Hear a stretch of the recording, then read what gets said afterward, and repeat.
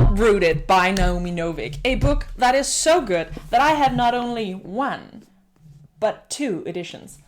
Actually, this was the edition that one of my friends propped into my hand as I was on the way out of her door, and she was like, this is a good book, and I was like, okay, and I started reading it, and I told her, can I buy this from you, because I need to make marks, and she was like, buy me a new one, so I did. From the first paragraph, I was hooked, and I just kept getting more and more hooked. This book really took me by surprise by how well crafted it is. And so this video is mostly just going to be me raving about why this book is so great and why you should read it. And I'm going to try to keep the non-spoilery parts in the beginning of the video, and then spoil a little bit at the end for people who have read it. But I think I can say a lot of this without actually getting into spoilers. Spoilers. The Danish accent is coming through. Spoilers! Uprooted is about this valley where this whole bunch of farmers and just simple people live. And Agnieszka grows up in this valley. In this valley lives a wizard called the Dragon. He's not an actual dragon, he's just called the Dragon. But he certainly has the temper of a dragon.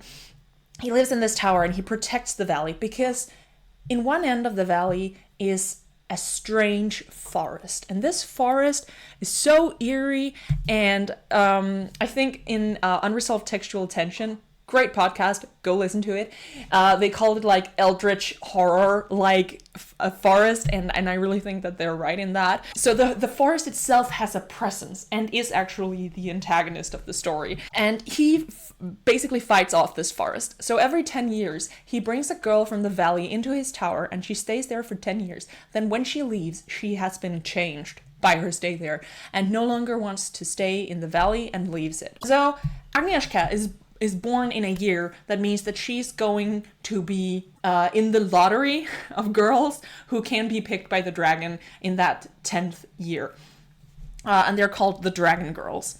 But she's kind of in the safe because everybody knows that it's her best friend who's going to be picked as the dragon's new girl. Kasia is beautiful, smart, talented, and the dragon clearly wants her, but the moment that he lays eyes on Agnieszka, he realizes there's something special about her, and he picks Agnieszka. And that's basically the very beginning of the story, and things just evolve from there. The fascinating thing about this book is that it is 400 and whatever pages, and it is a standalone, but it gets so much done. So much happens in this. And I think Naomi Novik does this thing very well with something that I like to call a rolling plot. That doesn't make sense because I haven't actually made a video on this yet, but I should. But a rolling plot is where I think that the author and the story defy 3-act structure. Instead, the events roll into each other and create new complexities that play on the same elements that were there at the beginning, and also weaving in new elements that then roll into new events. And so what you get instead of like the 3-act structure where things become kind of predictable is that you get a cascade of events, an avalanche, where things just don't turn out as you expected. And that's what happens in this book. Like every step of the way, things change and become weirder and more fascinating and deeper and more scary. And I just loved how it kept surprising me. And I loved how well fleshed out these characters are. How deeply I felt that I was inside of Agnieszka, how I just understood her character, how the very prose made this bumbly, sorry about that, this bumbly character so clear to me, and I loved how she played against the dragon. So Uprooted does things that, but it uses a lot of tropes that are typically badly done and become very trite, but here it's actually done well, and that's really amazing. So the trope that I would most like to... So this is a bit spoilery, but I think you can also sort of figure it out for yourself. I certainly did, like, that this was going to happen, and that this was what the story was about, right? But there's a love story. between Agnieszka and the dragon. And whether it ends well or not, well, you'll have to read it to figure that out. But there is tension between these two characters, and it's done so well. So the thing you have to know about the dragon is he's like 150 years old, and she's 16. And the problem when you have a story where it's like you have an immortal or practically immortal character falling in love with a 16-year-old, it's just often very badly done. Either it's done where it's presented as if this young person is just somehow really magnificently smart and feels like they're older than they are. Or the immortal character is basically themselves a 17-year-old who is just somehow not evolved past 17 and therefore can fall in love with a 16-year-old. But in this story, it's done so very well through their characterizations because Agnieszka actually has something to teach him, something that he never understood and something that he has forgotten because he is so old. And at the same time, he has things to teach her.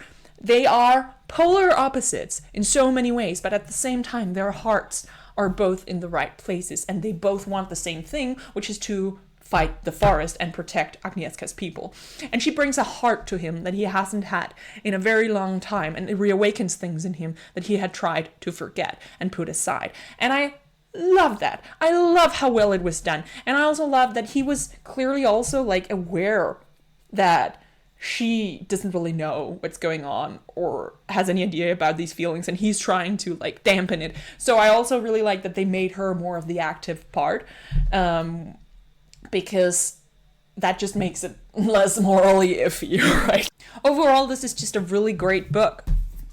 I don't have that much more to say about it except that like it's just good.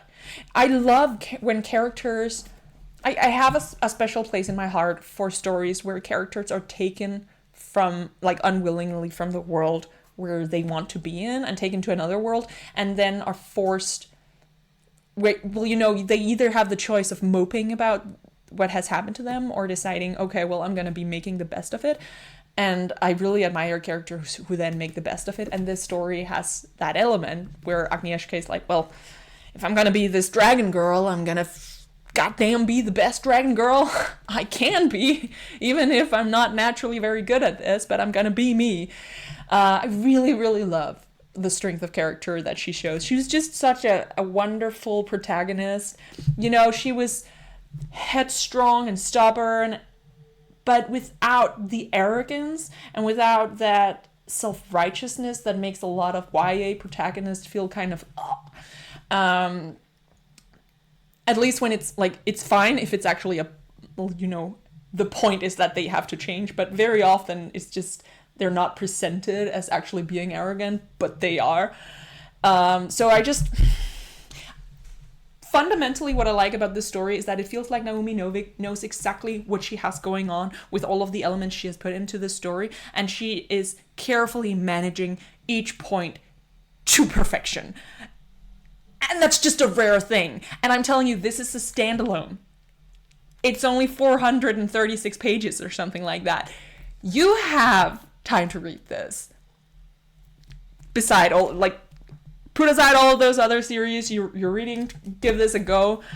It's a quick read. It's an enjoyable read.